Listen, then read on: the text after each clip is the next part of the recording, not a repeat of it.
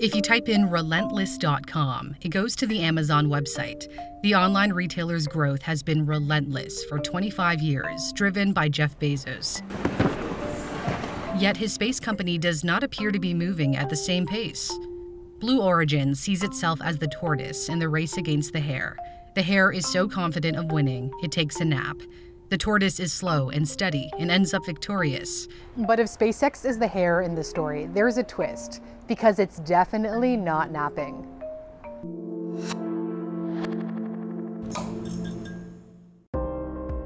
Bezos quietly founded Blue Origin in 2000.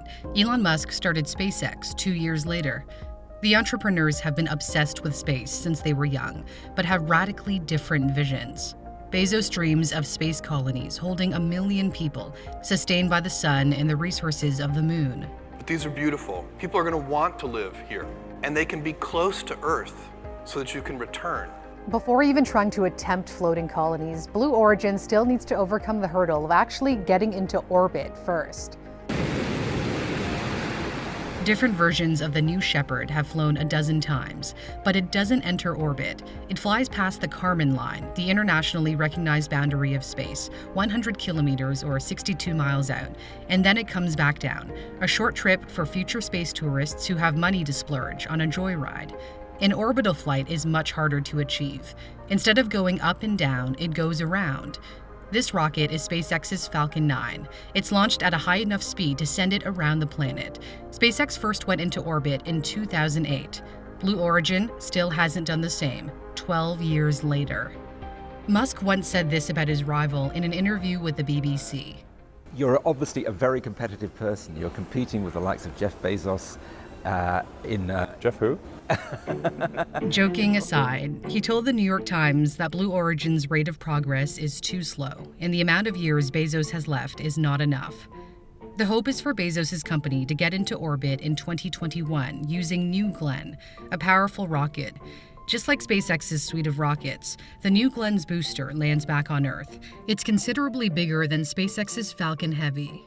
But SpaceX is already developing a rocket that towers over them all. According to the company, Starship will be the world's most powerful launch vehicle. It's also fully reusable and will help fulfill Musk's ambition of building a city on Mars. We need things that make you want to get out of bed in the morning and be excited about the future. And I think being a spacefaring civilization is one of those things that everyone can get excited about. At least one person isn't too excited about this particular plan. The Amazon boss calls the idea of colonizing Mars unmotivating and points out living on top of Mount Everest would be more comfortable than a freezing Mars. Not that it deters Musk. He says there's a fighting chance of an uncrewed mission to the Red Planet by 2024, later than previously hoped, with a crewed mission to follow. SpaceX made significant progress toward that goal by sending astronauts to the International Space Station in May 2020, the first private company to take people into orbit.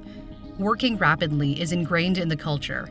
Musk had millions when he started his rocket business, but not billions. Most of the parts are built in-house to cut down on costs. Still, SpaceX nearly went bankrupt in 2008 before a fourth attempt into orbit was finally successful and helped land a $1.6 billion contract with NASA. Pumping up products is necessary in order to secure partnerships that will fund its biggest dreams. Blue Origin isn't hurting for money right now. Bezos is the richest person on the planet. He sells more than $1 billion worth of Amazon stock every year and puts it toward his space venture.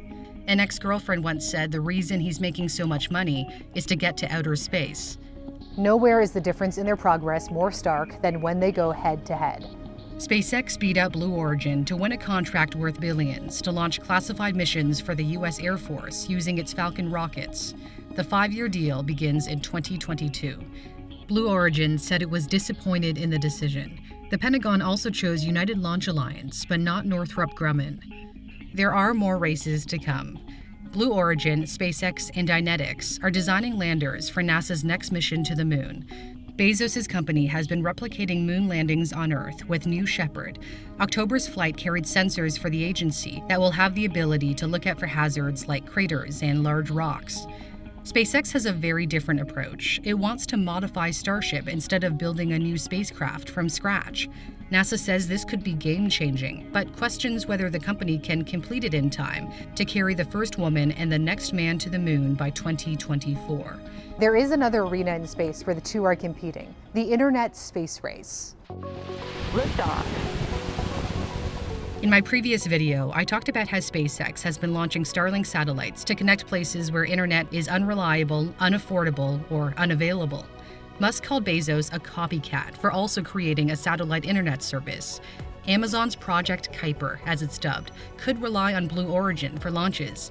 New Glenn is already lined up to deploy satellites for UK's OneWeb and Canada's Telesat. The U.S. Federal Communications Commission approved Amazon's 3,200 satellites so long as it doesn't interfere with a 12,000-strong Starlink constellation that could one day go up to 42,000.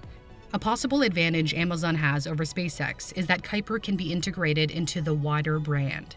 Amazon Web Services offers products such as data storage in the cloud.